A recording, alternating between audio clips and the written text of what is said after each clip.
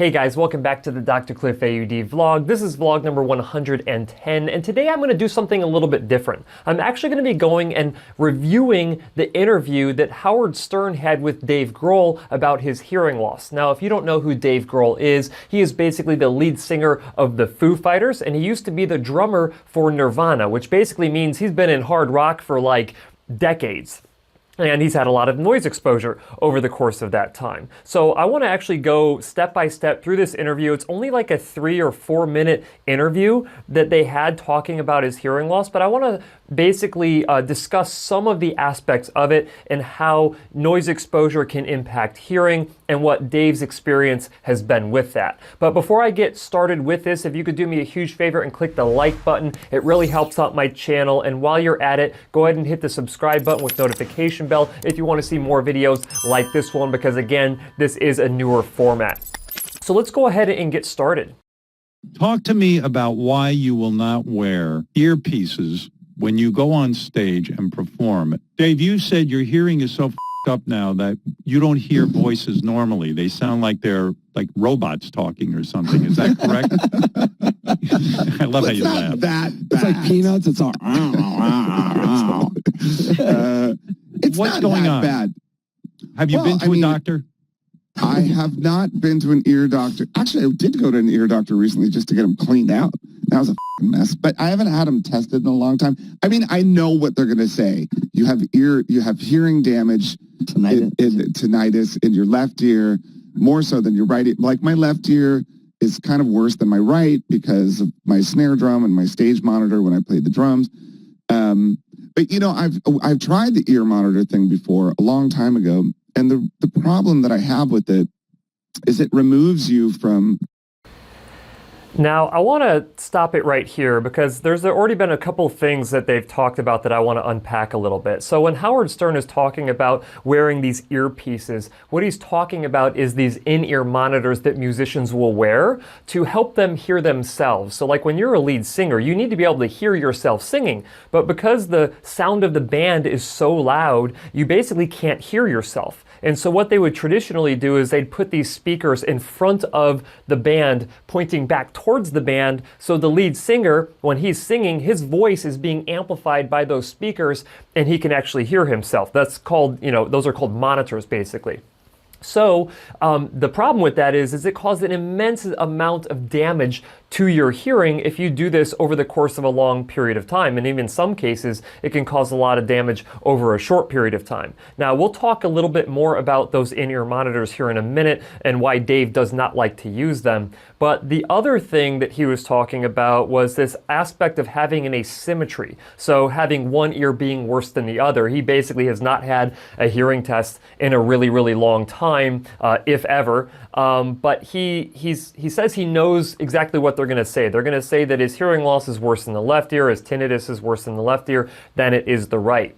Now, chances are this could be due to where he actually has his snare drum and all of that in terms of how much noise each ear is getting. But there's also the potential that he could have something called an acoustic neuroma or vestibular schwannoma that is essentially blocking sound going from his left ear up to his brain more so than what it is in the right ear. So it could actually be a medical condition that he needs to get checked out. And so just having a perceived asymmetry of hearing is a huge red flag, and you should get your hearing tested basically as soon as possible. But let's go ahead and see what he says about using in-ear monitors or not wanting to use in-ear monitors. The natural atmosphere sound. I want to hear the audience like in front of me, and I want to be able to turn around and hear Taylor right there, and then go over here and hear Pat, and go over here and hear Chris and stuff like that. It messes with your spatial I can't even understanding of where you are on stage. And so,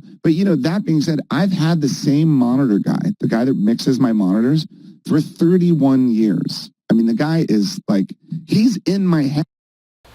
So he's talking about this aspect of when you wear in-ear monitors, essentially you are blocking out a lot of the band sound, and because it's primarily designed to help the singer hear themselves. And you can blend in the other instruments, but he actually wants to have this immersive experience where when he walks over closer to one of the band members playing an instrument, he wants to hear that more. And then when he walks over to the other side of the stage next to a different band member, he wants to be able to hear that. So I totally understand that aspect. And to be quite honest with you, with as long as he has been performing, he's probably done an immense amount of damage to his hearing. And to be quite honest, he might have done so much damage at this point to where all the outer hair cells that you damage from noise exposure are potentially damaged as much as they can possibly be damaged and are no longer existent in those areas of his cochlea, of his hearing organs. So I'm not sure how much more hearing loss he could actually sustain from putting himself into these situations. Now, he's talking about, his sound guy that he's had for 31 years, who is programming how much sound is coming back at him in these wedges in front of the stage, and how he's used to it and how he likes it. And to be quite honest, when you get so used to something, it's hard to switch to something else. But if you were a new musician, I would highly recommend that you start off using in-ear monitors so you don't cause a significant amount of damage to your hearing and result in exactly what Dave's going through right now. Head. And so even though I'm not using in-ear monitors, the sound on stage for me is fucking perfect because it's been the same guy, Ian Beveridge, for 31 years, since Nirvana. So I'm not up there just getting my ass kicked by some loud stuff. It sounds great.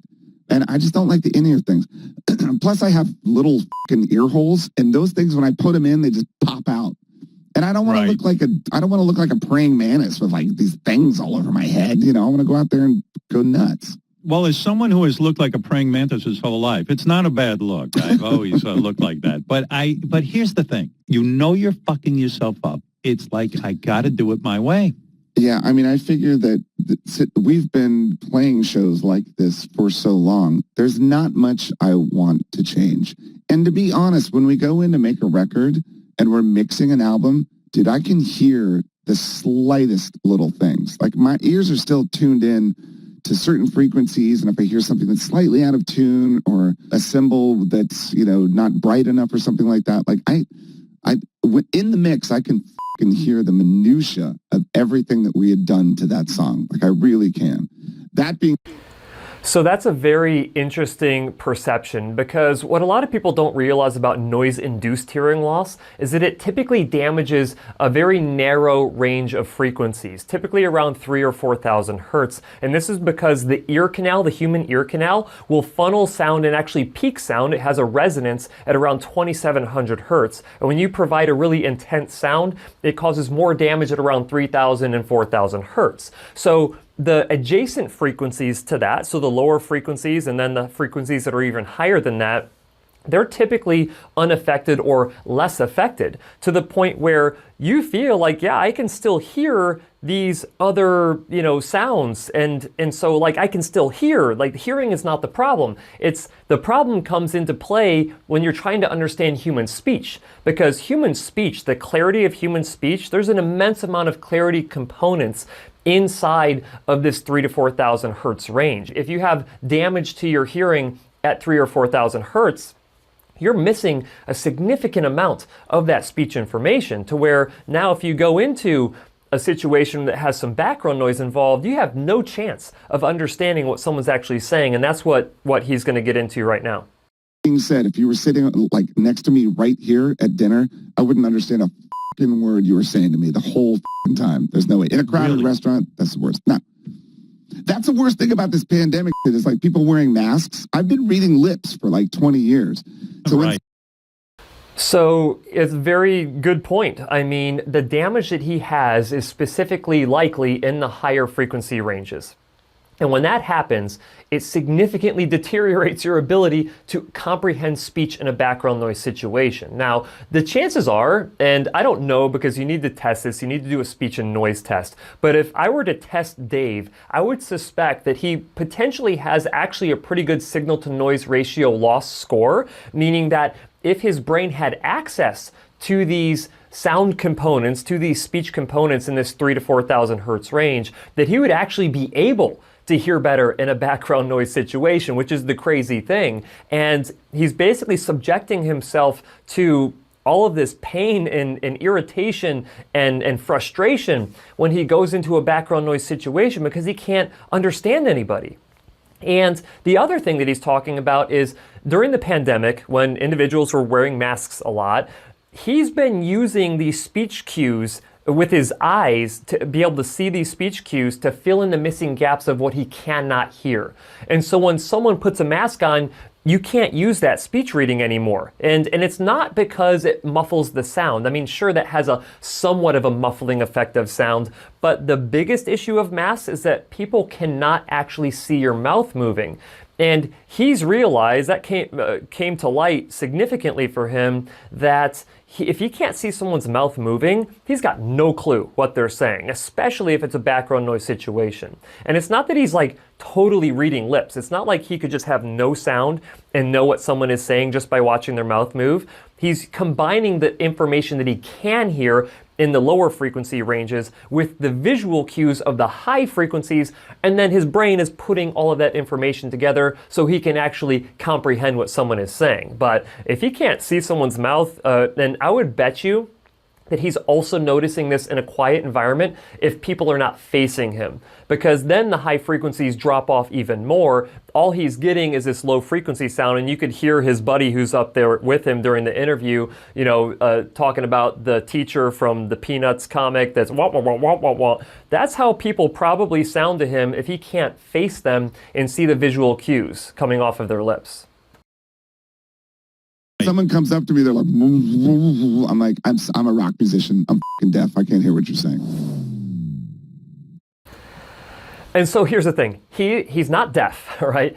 He can understand speech, and he can probably understand speech really well in a quiet situation when someone is actually facing him. But the amount of damage that he probably has to these high frequency ranges of his hearing loss is making it to where if he's not in an ideal situation to be able to understand what someone is saying, he's got a problem.